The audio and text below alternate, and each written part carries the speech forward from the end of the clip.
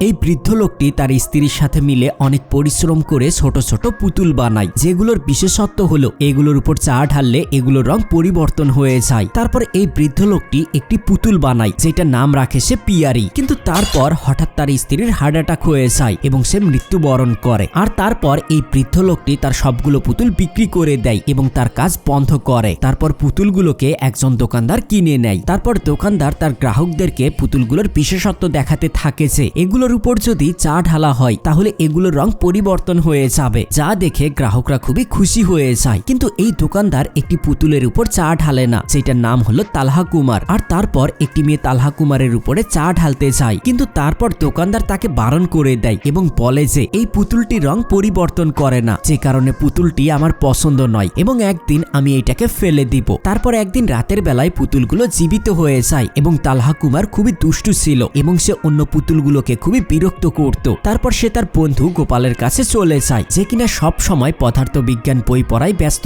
থাকে। তারপর সবগুলো পুতুল একত্রিত হয়ে হিসাব করতে থাকে, কারণ তারা মনে করে যে যতবার তাদের উপর চা ঢালা হবে ততই তারা ভাগ্যবান হবে। আর কয়েন ফ্রগ নামের এই পুতুলটি খুবই খুশি ছিল। বন্ধুরা, এরপর কি ঘটতে চলেছে তা জানতে এই ভিডিওতে একটি লাইক করে কমেন্টে পার্ট 2 লিখুন।